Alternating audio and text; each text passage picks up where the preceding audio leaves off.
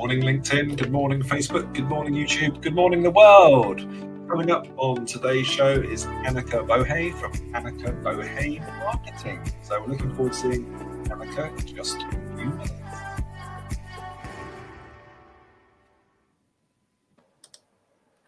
Good morning, Ed. Good morning, Andy. Happy New Year to you. And the same to you. How are you? Very, very well indeed. Excited for this year. 2023 is going to be a really good year. That'd be awesome. Cobra Club's kicking along, so that's really good. Our affiliates are starting to work quite well for us, which is really nice to see. So thank you, affiliates out there, pal. So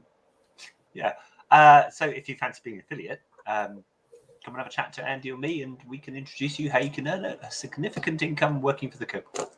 Brilliant. That sounds perfect, doesn't it? It does. It does. Yeah. What's on the show today, Andy? Well, that's what I was saying. We have the incredibly talented Annika Bowhay from Annika Bowhay Marketing. And here she is, lovely Annika. So we're going to be talking about trade shows and exhibition stands and marketing and how to get the best out of marketing. So, or marketing your trade show stands, because they're not cheap. And it's what we should all be thinking about when we're going to an exhibition. So definitely an effective trade show stand can make you a lot of money. It can do really, really well for you, and a really good way of sort of meeting your clients and in the flesh, because often we don't meet our clients in the flesh. We just sort of deal with them by email and by letter and so on and so forth, but we don't actually meet them. And the trade show is a fantastic way of meeting your clients and growing your business. So I'm really interested to hear what Annika has to say about these things, because I'd like to learn. We've done trade shows in the past, and sometimes they've been disasters. I'm sure we could all learn a lot from Annika this morning. So if you're out there, guys, and you've got any questions for Annika, or if you want to give us a shout out or want to shout out, then pop your details in the comments and we can ask those questions or give you a shout out, etc., etc.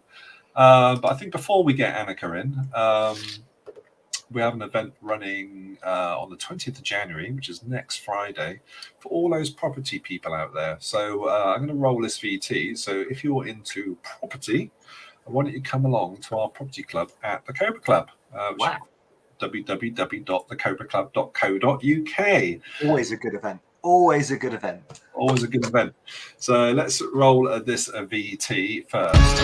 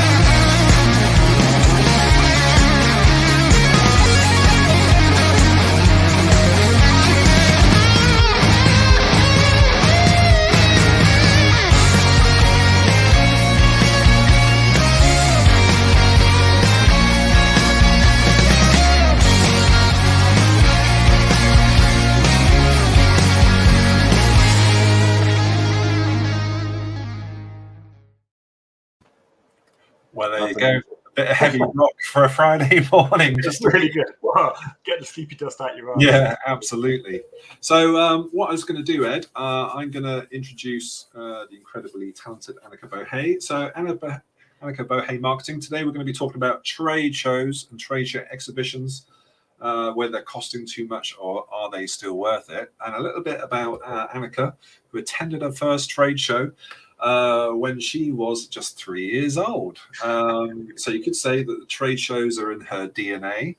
And also, obviously, what she's saying is trade shows aren't for the faint-hearted. Fast-paced, full-on, and can be exhausting and stressful. But Annika has always loved the buzz, the pace, and the feeling of satisfaction and pride on any opening day. And when she says, when all that hard work comes together and pays off, it can be a fantastic sort of reward. So what I'll do, Ed, is I'll roll this VT very quickly, and then when we come back, Annika will be in the room.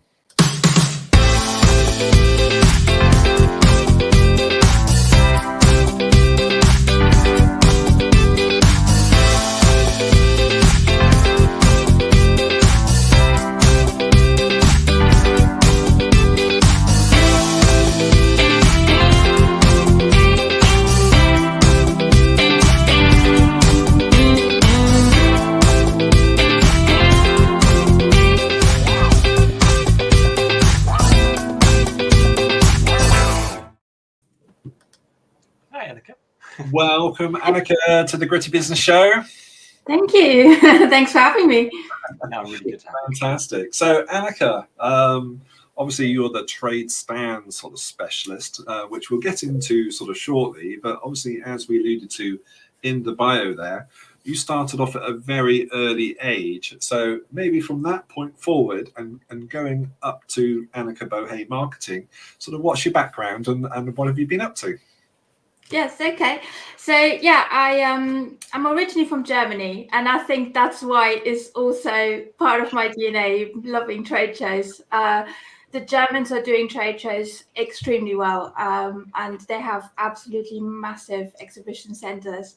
So, and I believe Hanover is actually one of the biggest in Europe by now. So yeah, I think they're competing with Paris. I'm not sure. Yeah, so my dad had his own business making his own products, and he exhibited them. And back in the day, it wasn't so much with childcare and stuff, so I tagged along, and I was at shows from 3 years onwards, and I always loved the bus, and I learned really quickly how to navigate by myself and just engage with people. So yeah, it's part of me. Definitely. Brilliant. That sounds brilliant. You know, it's like I say, getting in at an early age, getting an eye for it, and then obviously you progressed after that into the business world. And has that always been sort of in the marketing and trade shows sort of stand area? No, so after my business degree, I actually started in sales. I worked at a wholesaler that sold construction materials. And that really is my background, is construction materials, manufacturing, engineering. And it gave me, though, a really good base for marketing. And during that time already doing working in sales, my boss recognized that I'm very good at problem solving in terms of all the questions that will come in regularly over the phone or by email or in person, that I would create little leaflets or put it on the website, things like that. So my boss really back then really nurtured that side of me and seen my creativity. So yeah, 12 years ago, that's when marketing started. And I was coming back from maternity leave, having left the sales job for a year, and he did actually ask me, do you want to come back as the marketing manager? And that was it. Sort of learned it all, by doing it. As I said, I've got a business degree, but it was brilliant. I touched on almost every aspect of marketing. Did that for a good 8-9 years, and then 4 years ago started for myself. Brilliant. Fantastic.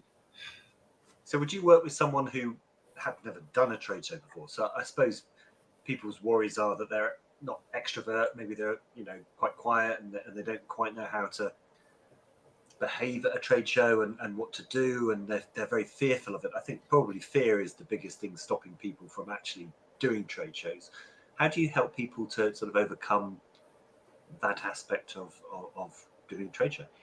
So this is actually where my sales background comes really in, and these two really work well together. I actually train sales teams, or the people that are or to go to the stand and man the stand. And that is part of my service, that we set a goal, which is super important, and everyone is trained towards that goal. What to say it, how to engage with people that walk past, and these sort of things. Yeah. So you have a sales strategy that is in place before you actually even get to the stand. Yes. And then the process on the stand, how do you work with them? How to actually convert those conversations into interests? So again, if you know what the goal is, and that is often the number one flaw. Yeah, you come to a stand, and unfortunately the sales team often got their own agenda, and if they don't know which product to push, or what the actual goal of the stand is, then it can go in all sorts of directions. But if you have a goal and you've trained towards the goal, you've supported with materials, leaflets, brochures, videos, whatever it is, then everyone can work towards that. And then you also set up a strategy. Okay, if someone comes to your stand and you get their details, what happens with those details? How quickly do these things happen, and who is in charge of those? So it has to be super clear who's doing what and when and how, and that's often completely missing from a stand. When you visit trade shows, you can sort of almost spot the ones that have a goal, have a plan for that sales stand, and the ones who are just sitting by their sales stand, sort of waiting for the customers to come to them. Yeah, really I always about, is it? I always say I'm quite direct, and I see these things. It's the same with a photographer. Will see if a picture is photoshopped or not. These sort of you have those clues, and I do have to hold myself back sometimes not to come across too criticizing. But yes, I mean, it's absolutely. I have walked onto a stand and saying, really sorry to say this to you, but from a marketing point of view, you're sitting here scrolling on your phone, and no one wants to engage with you, which is not surprising because you're sitting there with your head down and people just walk past. Yeah. I found when I used to do trade shows, the best things I could do was just be busy. Yeah. Because I'll be busy giving out leaflets, busy approaching, busy doing things, and people are. It seems to me, you'll tell me different, but people like busy people. They if you're busy, they sort of want to know why, and if you can bring people to your stand, other people sort of come. So you have to bring people to you to get other people who are just walking past to actually stop and engage with you. Do you have tricks and techniques to actually help people to get those conversations going? Yes, absolutely. I mean, it totally depends on what the business is and what they want to do. So, and I do totally appreciate not everyone has the ability to directly pull people in. That is a skill, and that's why salespeople are salespeople and others are not. So that's normal. But just a very simple example. It was at a Christmas fair, and there was a lady sitting, it's just a little tabletop thing, but there was a lady sitting and selling lots of cards, Christmas cards, or any sort of cards. Yeah.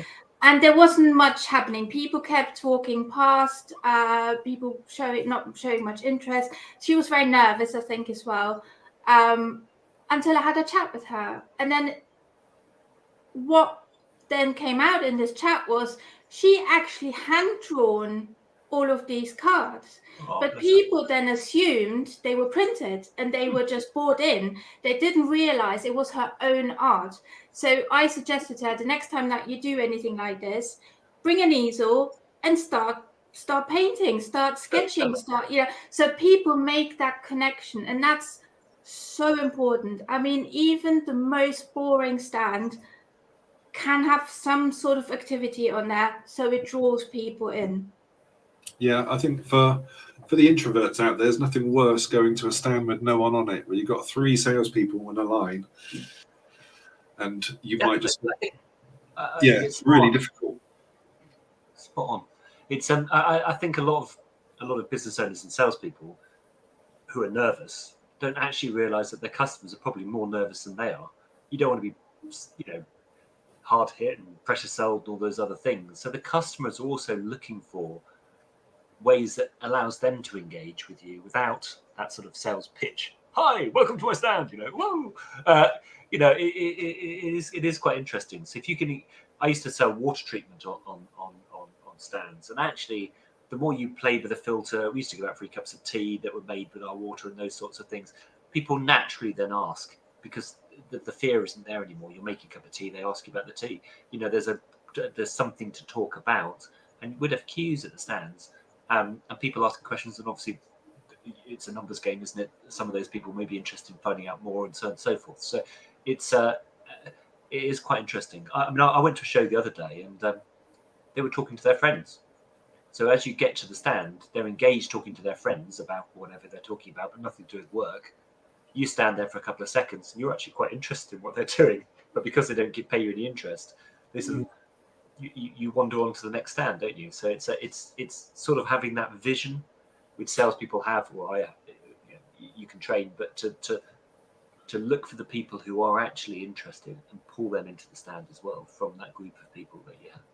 Yeah, I suppose there could be, you know, I don't know if this is ever done, but, you know, if you're talking with someone and other people are hovering, you can always sense when someone's hovering and they want to talk.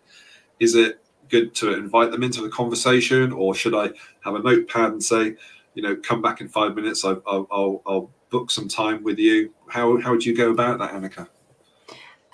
I found that a really good tool is having a video ready. So either specifically about the product you might be launching at the show, or it could be a company overview.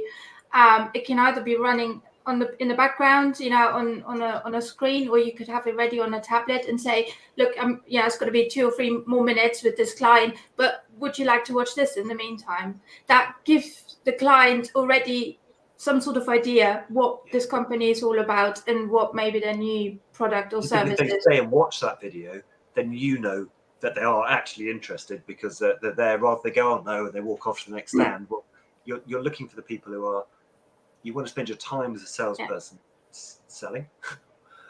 So I want to find out of a group of 100 people, actually, the 4 or 5 who are more likely to buy my product or not. So that's really clever to have the video up, because those people you can sort of pre-test them, if you like, to see if they're actually worth having a long conversation with. I don't mean that rudely, but it's only you or you and your colleagues. So you want to spend your time as profitably as you possibly can.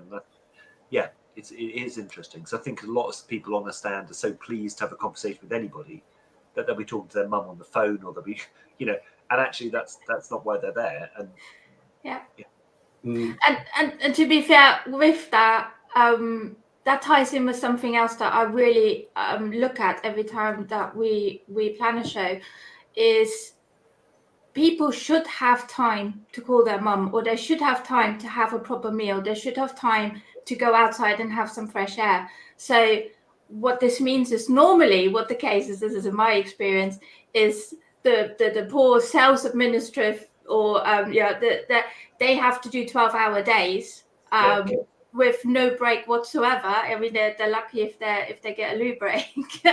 And then the higher the people are in the business, they just pop in and out as and when they want to.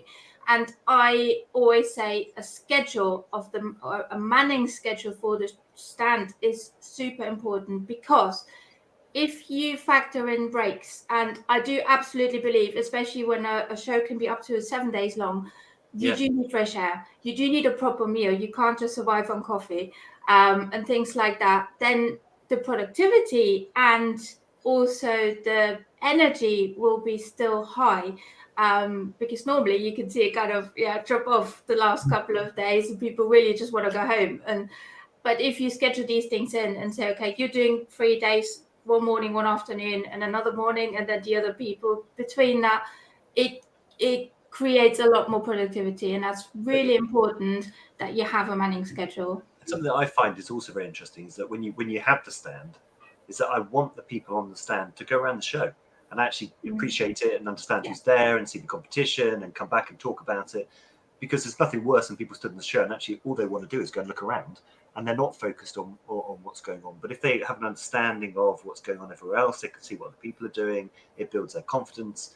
You come back engaged and excited about the event that you're at, because these are great events to go to, full stop, let alone what for the job that you've got to do. So you've got to let your people understand Yeah, it's interesting. Leading on from that, I guess there's this thing where you've got people, your staff members walking around, and you realise you've got a really bad stand. So in that case, Annika, would you help people get their stand ideas together and get that designed, produced, installed, etc.? How far does your service sort of go? So if you realise you're having a bad stand, that's the first step. That's great. Yes, I absolutely do help. And the thing is, often it's approached from, well, okay, this is the space we have, so we need a chair and we need this, we that. But actually, if you set the goal first, like, I know I keep going on about this, but if you set the goal first and work backwards, then it becomes quite clear what it actually is you need on your stand. So do you need a TV? Do you need an iPad? Do you need a counter? Do you need a sitting area? These sort of things. It goes back to your goal, doesn't it? Yeah, absolutely. If your goal is just to capture interests, or if your goal is just to give out brochures, I always find that sometimes you have too much on the stand. So people can come up and they can take everything they need or they're thinking of, they put it in their bag with 100 other brochures and leaflets, and off they go, probably never to look at them again. Whereas the value of having a salesperson on the stand, Ed, in this is that I'm going to tell them. So I want to generate the interest, but not so much as to not give the client a reason to talk to me. My product is this, it costs this much, and so they walk past and they almost don't need to come to the stand because all the information's there. So it's balancing the information on the stand and the people you have on the stand to your business goal. I'm guessing is that what you to actually help to get what you want out of that show. And it's not always about revenue.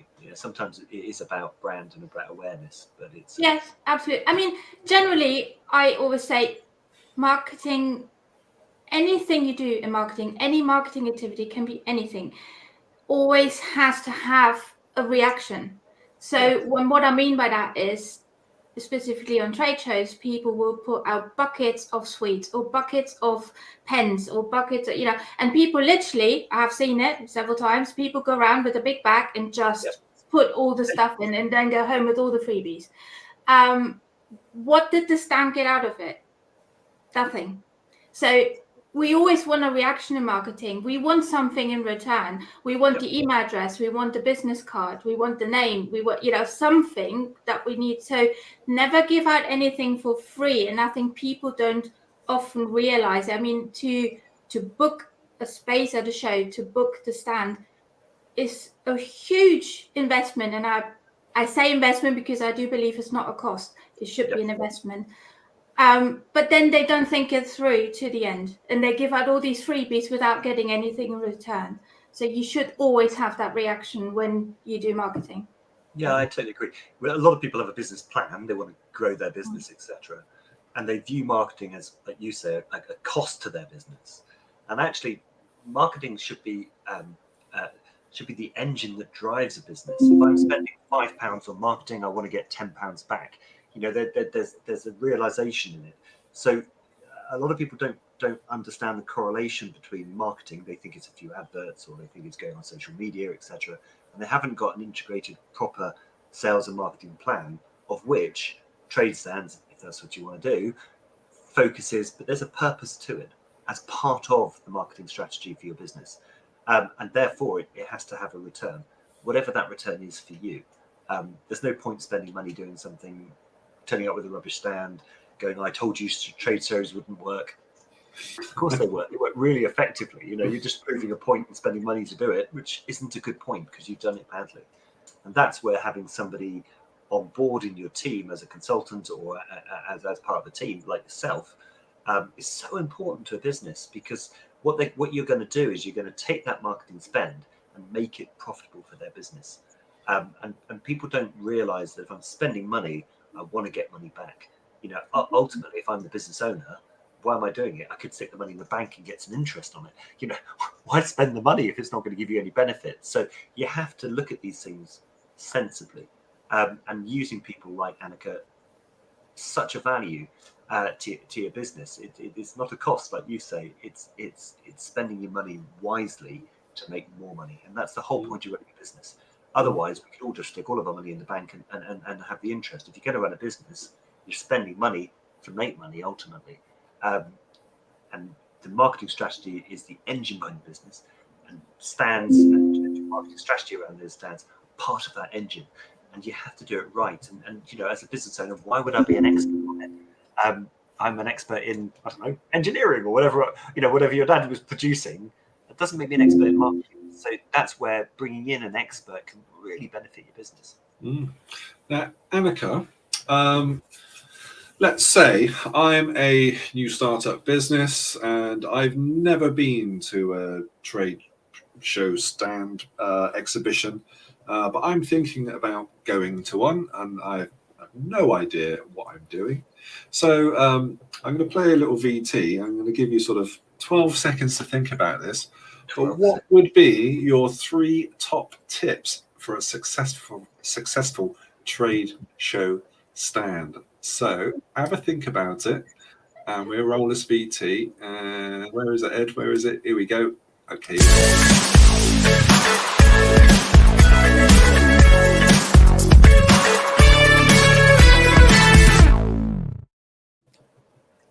That was really quick. Might be like 7 seconds. So your 3 top tips for a successful trade show stand, Annika. Right. Okay. Number 1, plan ahead. Absolutely crucial. 28% of exhibitors wait until 2 months before to do anything. No, really? And that is shocking. It is, to me, one of the most important statistics. It will be chaos. It will be absolute chaos. 2 months is not enough. So normally, obviously, they happen every year or every other year. So you have at least 12 months to sort yourself out. And if you do it early, you can catch early bird discounts and things like that. You will definitely save money. You will get the better supplier. You will get the better space. There is so much in that. So absolutely crucial, planning ahead. I hope I'm okay to say this. On my website, you can download a free checklist and every single point is on there. So yeah, that's my little contribution. Number 2, create a solid marketing campaign. And this is absolutely, again, crucial, because don't just do a couple of posts afterwards. Oh yeah, we've been to this show. It starts before. So before, during, and after, you need to have a solid marketing strategy so people actually know you're going. You can't just trust the organizer to get everyone through the door. Do it yourself, bring more people, because just because people come through the exhibition doors doesn't mean they're coming to your stand. So you do need to do that work yourself.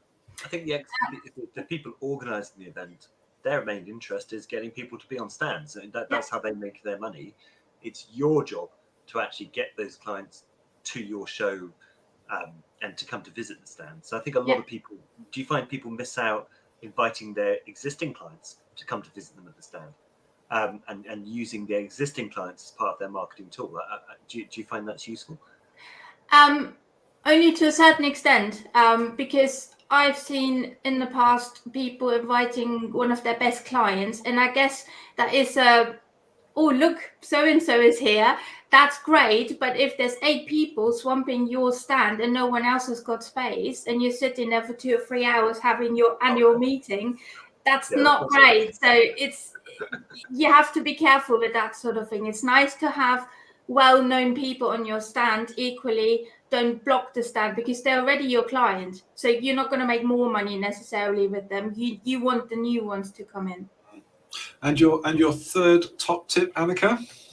Have a clear goal. I've said this several times now, so that is absolutely so important. Everyone, from organizer to stand builder to graphic designer to your marketing person to your sales team, everyone needs to know this goal, and it needs to be set right at day 1.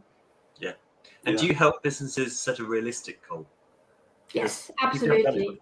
And also I measure them. So, and this is the thing, this is where it is an investment, not a cost, because I can predict certain numbers and certain results.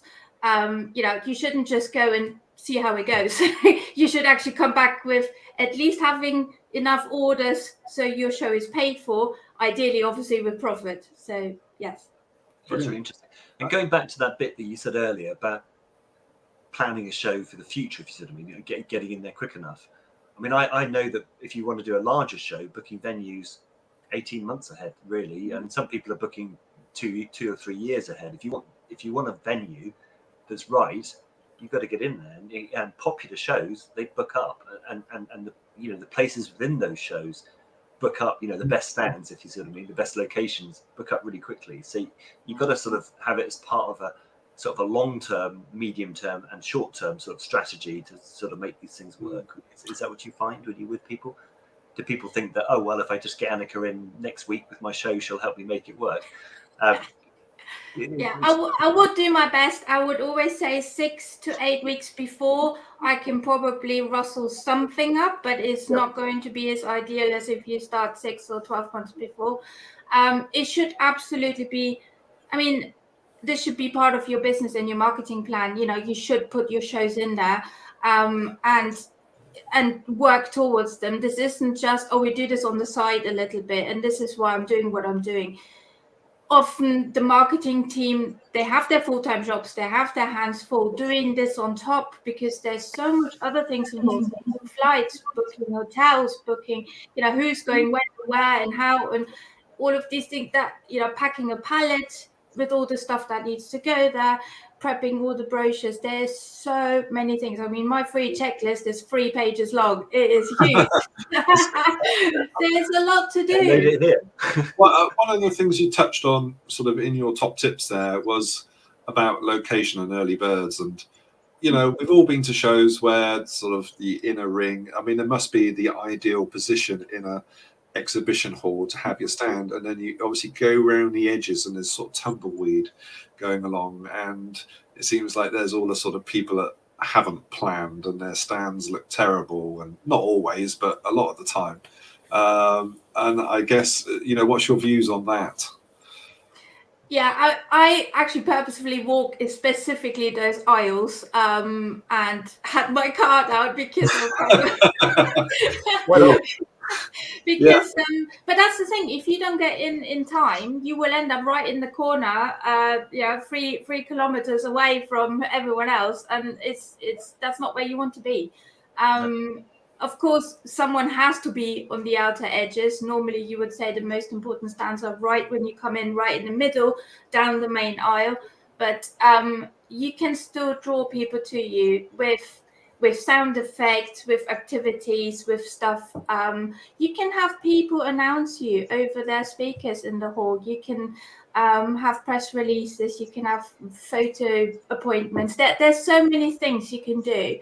But if you don't tell people about it, where your marketing comes in, then they don't know and they won't come. Brilliant. And social media, when you're at the show, let's say it's a 7-day show and you're at the show, do you encourage people to sort of like use their social media to talk to people? Like, look, here I am. I'm at a show. Come and meet me here. Is social media a big part of the marketing sort of before, during, and after a show? Yeah, it still kind of depends on the business, but generally, absolutely, yes. I mean, social media is part of most of our marketing strategies. So, Twitter is great for just, look, this is what's happening. This is build-up day. This is the first morning. Team is ready. Coffee is on the go, whatever. So yeah, you can just tweet, or Instagram, use the stories, just show everyone what's going on. If you're running competitions, then remind people of it and show them the price. Things like that. Or discounts you're running for the day, anything. Yeah, that's clever. I was going to say to Annika, what we normally like to do, Annika, is find a little bit more about our guests. And we'll come back and sort of dig into you now, Annika. But so we're not going to give you any notice about this, and we're going to roll a little VT. Actually, you'll get 30 seconds to think about this. So have a little think whilst we play this VT, and then we'll come back after this.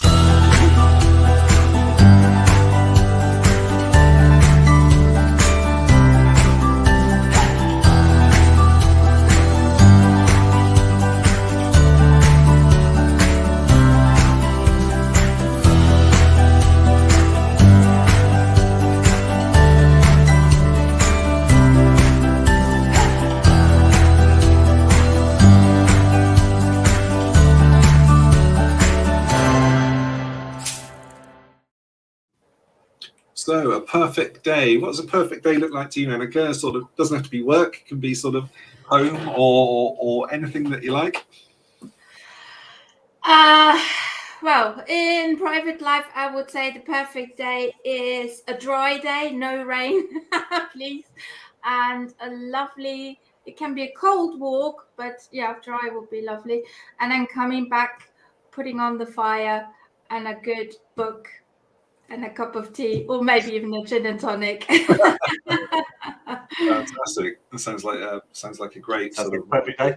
yeah. Yeah, I mean that's definitely the getting out of the office and having some fresh air. That is definitely sort of the getting the balance right. So yeah. Yeah, it is all about balance, doesn't it? Being self-employed and working from home and all those things. And it's brilliant. And you're obviously a member of the Cobra Club too. How are you finding that? Is that working for you?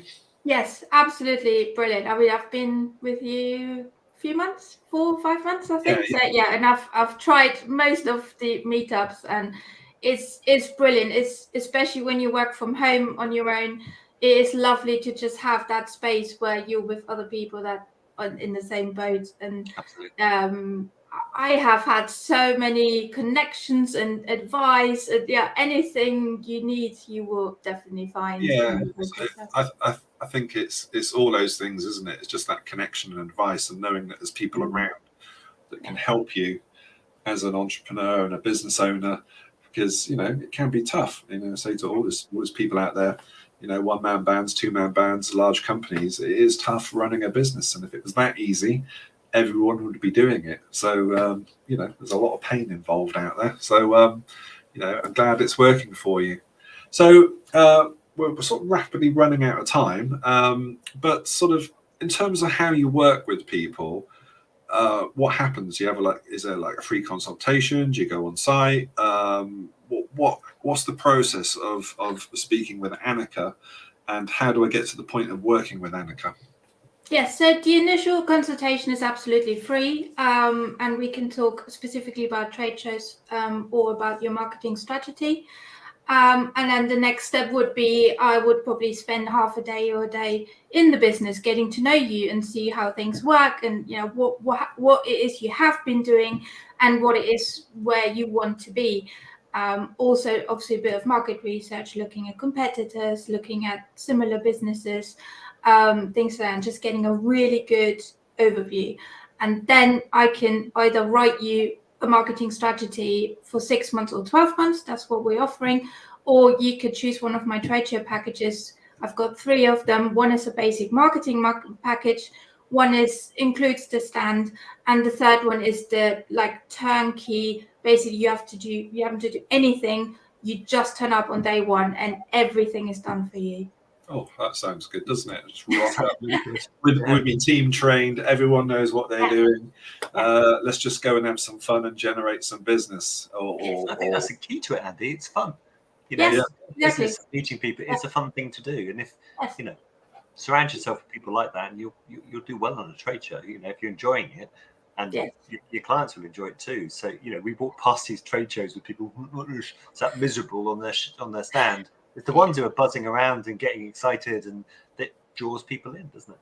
Yeah, and you don't want to get that stressed. So and a lot of people spend until 3 o'clock in the morning the night before building their stand or whatever it is because something went wrong, and I can take all of that away. And it doesn't even cost necessarily more, because if I start earlier, actually my cost will be in the savings. So you're actually not spending necessarily more money. Yeah, that's it, isn't it? If you prepare, a lot of these costs are.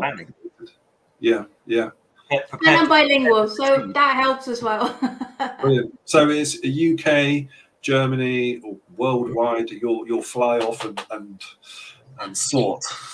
Generally, I probably would, but at the moment I'm concentrating on Europe, so including UK, obviously. So it is very useful for an English company or UK company that wants to exhibit in Germany. That happens a lot because, as I said, there's so many shows in Germany, but it's also the other way around. And yes, the Germans speak English, but to have your materials in 2 languages can be so helpful. Or if you're in the catalog listed twice in 2 languages, then it's much easier to find you. And it still makes a difference having a native. Yes. Big shout out to Louise. She's obviously Hi, Louise. Yeah. So it's really good. It's been great to have you on the show today, Annika, and I think we've all learned a lot. And I think it's good to get some clarity about what you're doing before you go off and do one of these things, because as you say, it costs a lot of money, and you need to have the right objectives and the right plan before you start. So no, it's been really good to have you on the show. And what's your plans for the next New Year's resolutions? Anything sort of in the pipeline? Well, my first show is already coming up next week. The next one is in March, so it is full go. After 2 years of being silenced and quiet, we're just gonna go. So yeah, I'm excited. Yeah, that's really good, and we're really pleased for you. And yeah, we wish you all the best success. Thank Yeah, you so much for having me. All right. Well, meeting with Annika. Her details are below. All your details down below. Get in touch with Annika, and yeah, get yourself off to a good start this year with your trade show. So, thank you so much, Annika. All right, we'll see you soon. Thanks. See you Bye. soon. Bye.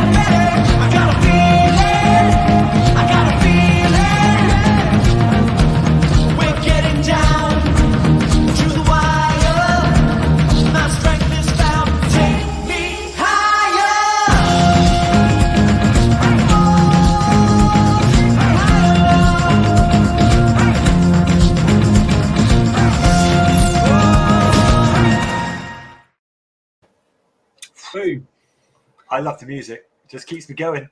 Yeah. Well, that was good, wasn't it? Yeah, really good. It's just great to meet someone who's so passionate about what they do, isn't it? Yeah, obviously, having Annika on board, injecting that passion into your trade show efforts, invaluable, I would say. Yeah, and the direction. It is quite a thing. Andy, I've got a question for you. Uh-oh. In the Cobra Club, we've got some fantastic people. In fact, one of the a really well attended meeting we had recently was our Wonder Women meeting, which is this one here, Ed. That one. Just the feedback from it was really, really good, and it's hosted by a lady called Louise Montblanc. And Louise is just so passionate and so knowledgeable, a really useful person to have on board. And it's been a really great meeting. Yes. First Wednesday of the month at 12 o'clock, Louise Montblanc inside the Cobra Club. Come and get involved. Lots of new things happening this month, and I'm just going to run through a couple of other bits. We have this thing called the Investment Lounge. It's being now run by Jonathan Horrocks. Nice graphic, Andy. Talented investment advice and trading and what to do. We've all got a future and it's all uncertain out there. Is there a way we can give ourselves a better opportunity to secure our futures? And Jonathan and the other members that turn up to this come up and they talk through different investment things that they're doing or looking at. So it's it's never financial advice as such, but it's just good to bounce ideas and learn different things that are out there. So I think that's really positive. We've got a few other workshops running, which were yesterday, but it's the first Thursday of every month. So next month we've got Naomi's LinkedIn surgery. Happens at 9 a.m. first Thursday of the month. We've got Logan's marketing drop-in slot, 10 to 12. So if you've got any kind of marketing issues or questions, you can come along and ask Logan. We got Lamara's Conversion Academy, which is about converting sort of website visits into actual business, which is really good. We've got goal setting workshops run by Natalie King, the confidence coach who works with what do you call it? Introverted sort of business owners, because we're not all extroverts like Ed. I don't think you're right there, Andy. Well, most of us are sort of on the introvert scale. I don't know, but Natalie's a fantastic person to work alongside. I've also got Graham, who's running an SEO workshop at the start of next month as well. So plenty going on, as well as all the different events. And I'll just roll through a couple of these really quickly. Christie's Gazing to Get Together, which is like a co-working sort of, you sit there and you start, you'll have a quick chat for a few minutes, you come up with a plan what you're going to do in the next hour, then you will do it, and then you'll talk about it at the end. So that's like a sort of co-working type kind of meeting that happens. We got Elaine's Make It Happen Hub, which is sales and accountability. So, it's networking and you're coming up with plans. And there's so much of this going on inside the Cobra Club. It's unbelievable.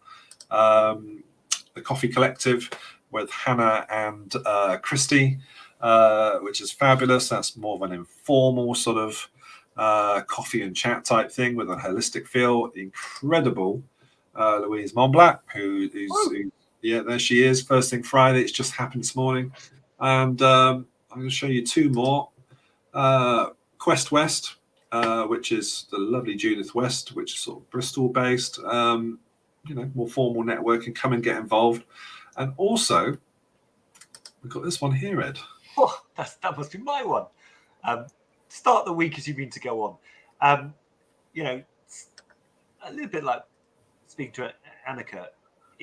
If you've got a plan for your sales, if you've got a plan for what you're going to do, then chances are you're going to succeed. So to start your week with a really good sort of understanding of, where you're going to go is a really good thing to do. So yeah, come and join me. I'd love to meet you.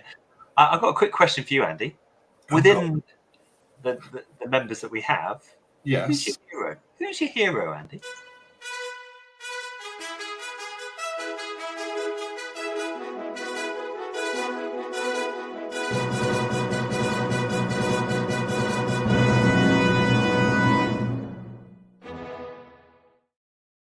Take it away.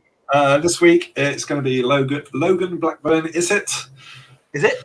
Yeah.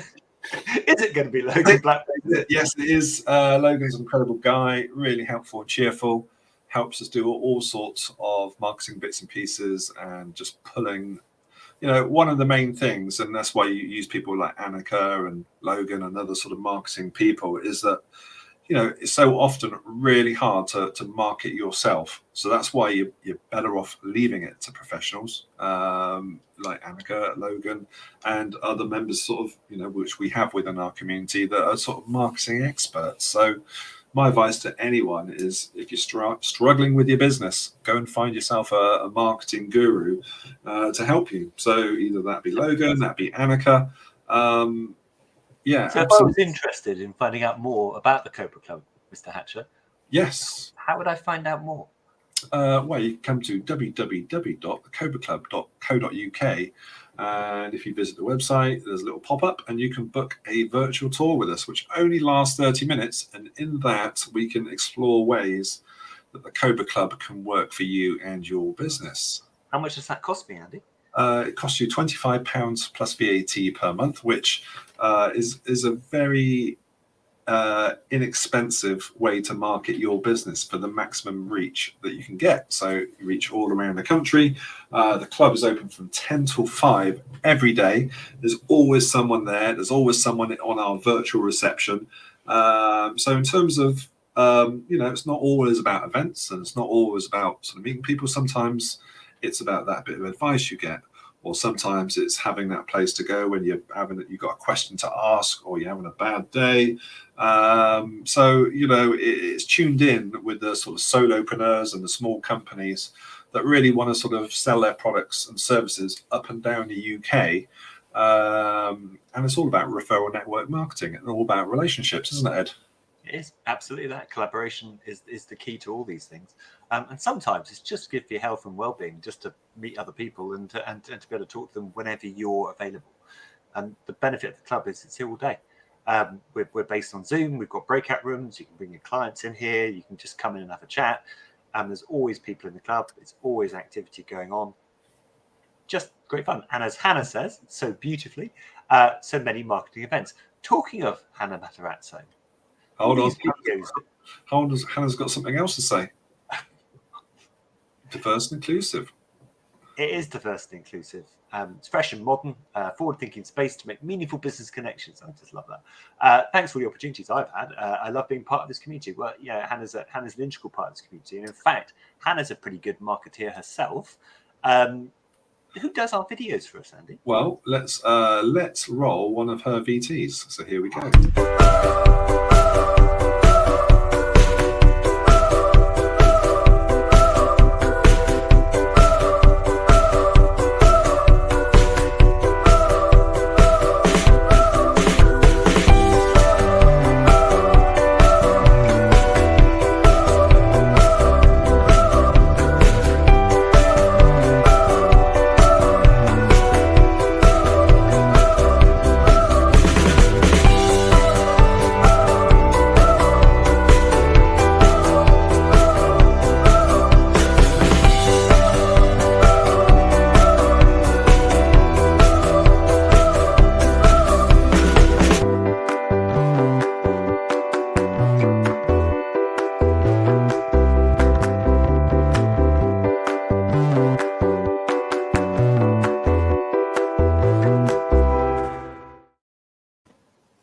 Wow.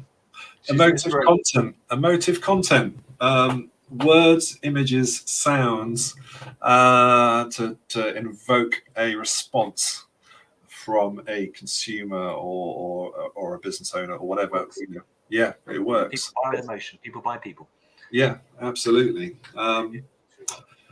Yeah, well, I think it's been a great show, Ed, but there's one sort of question I need to ask you, Ed, before you go. And, you know, I couldn't go without sort of hearing these words. So.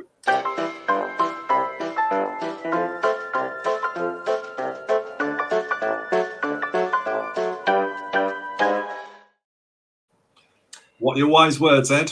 My wise words are, don't be an old dog, learn new tricks. Right. So I've been practicing and playing with something that I never thought I would practice and play with, which is something called TikTok.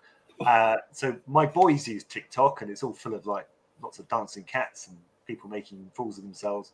It's also on about 3 billion people's phones and followed by people across the world, all ages, all levels of business, if that makes sense.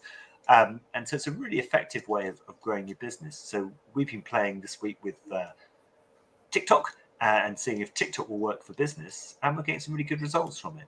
So my wise words are, don't be an old dog like me. For the past year, I've been saying to people, TikTok is for kids. It's not. It works really effectively. It's a really good way of increasing your business.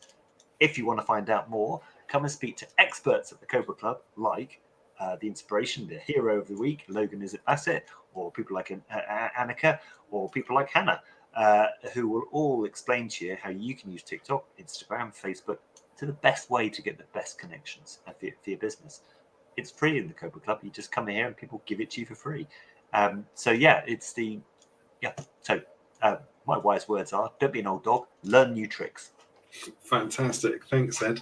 You can get hold of Ed at thecobraclub.co.uk or Andrew at thecobraclub.co.uk. So it's pretty straightforward to get hold of us. Come and get involved.